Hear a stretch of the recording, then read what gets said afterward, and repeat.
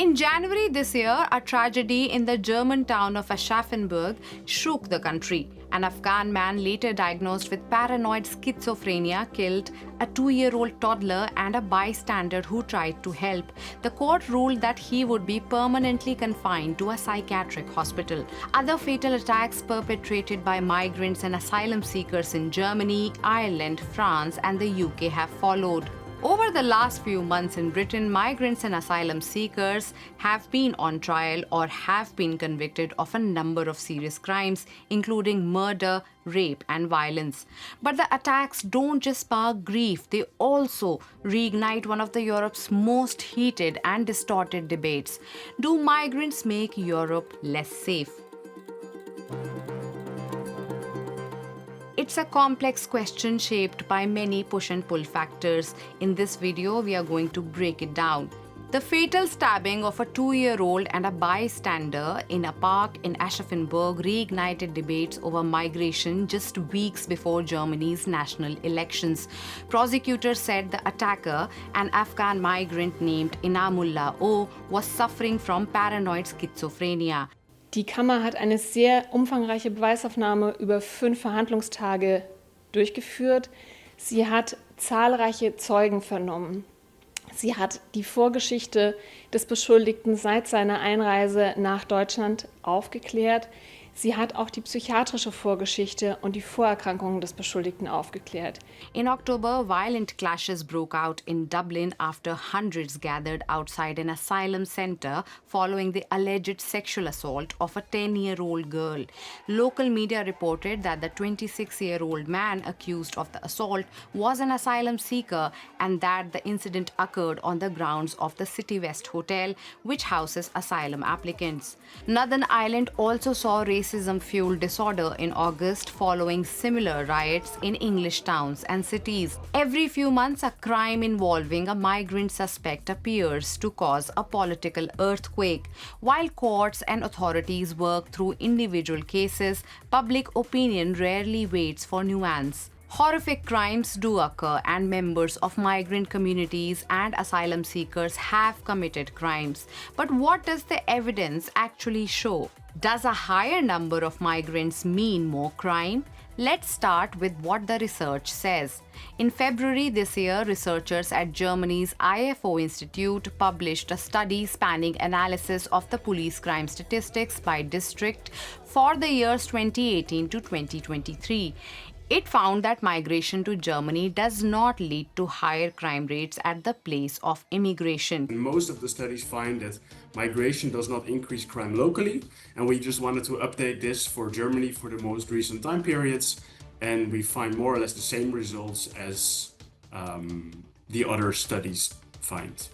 Even for violent crimes such as homicide or sexual assault, the study shows no statistical correlation with an increasing share of foreigners or refugees. And we also look at different types of crime, and we look at, for example, violent crime and rape, more crimes that have a stronger impact on society. And there we also don't find that if the local share of foreigners increases, that we find that such crimes don't increase on average.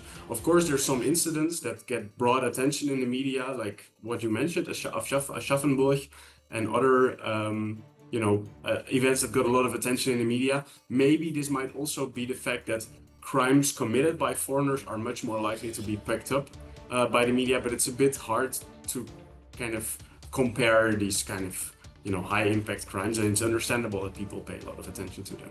However, foreigners are overrepresented in the crime statistics compared to their share of the population.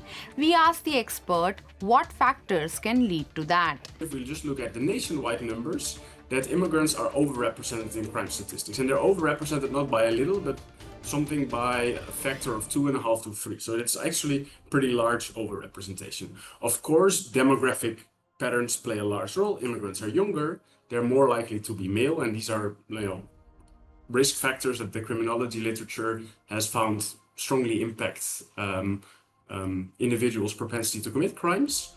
But then, of course, how can these two facts then go together? And what we say plays, at least in Germany, in the time period we studied, a large role is the fact that migrants tend to move to places that are bigger, but also places that are poorer and have maybe worse outcomes in terms of economics, less jobs, and maybe also higher crime rates. So that's what we really see, that once we kind of compare two places with the same crime rates among Germans, then in these places, if the crime rate becomes a bit, if the migrant share becomes a bit higher, we don't see an increase in crime rate. So this really suggests that what really predicts why migrants are criminal is actually the local crime rate. So kind of they behave like the people around them do.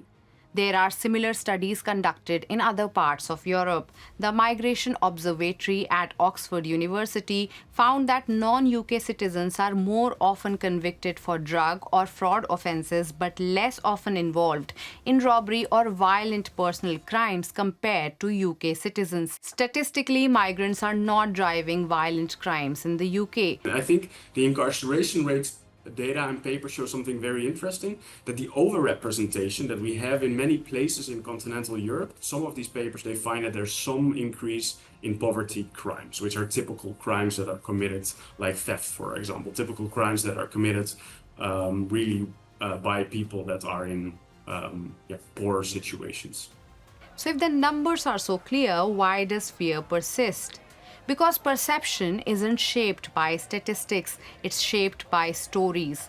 And crimes involving migrants are often amplified, shared, and politicized in ways that local crimes rarely are. Populist leaders, talk shows, and online outrage often turn these incidents into stories of outsiders threatening public order.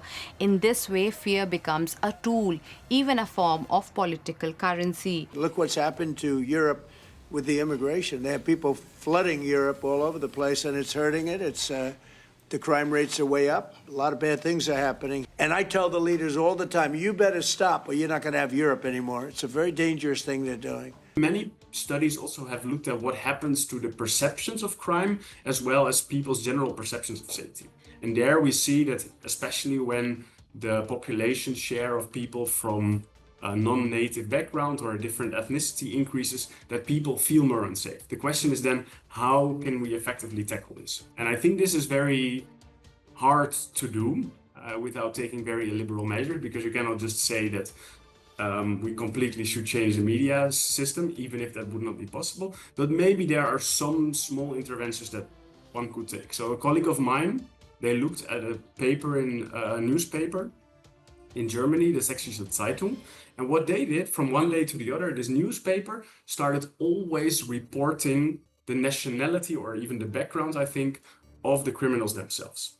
And that study finds that once this newspaper started changing it, people start updating their beliefs, because they had the idea that most perpetrators of crimes were actually immigrants, but once they read the newspaper every day and saw always the nationality reported, they actually started updating their beliefs.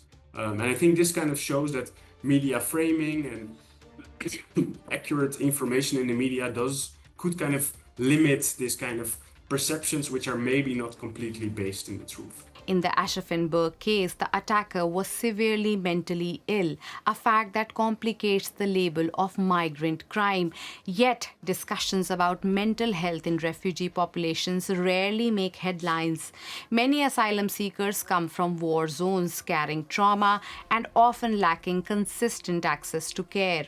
Still, after such tragic incidents, public debate quickly shifts to migration control. So people that grew up in crime-ridden places, they are, of course, more criminal. And I think when it comes to, say, refugee policy in Germany, I think maybe psychological support for refugees that come from countries in conflict should be there. And I think at least in terms of research, this is neglected. So very few people have looked at it, but I guess that psychological support for, say, Syrian refugees during the European refugee crisis, I think, was relatively limited in Germany. And I definitely think that, that should be there for migrants that fled very dire situations. And I think we should think of, say, if a new refugee wave comes up, how do we deal with this, that we give this kind of support that is necessary. The Aschaffenburg attack was horrifying and demands accountability and compassion, but using it to define migration itself distorts the reality. If the numbers don't support it, why is migration increasingly blamed for crime? What do you think about it? Share your thoughts in comments.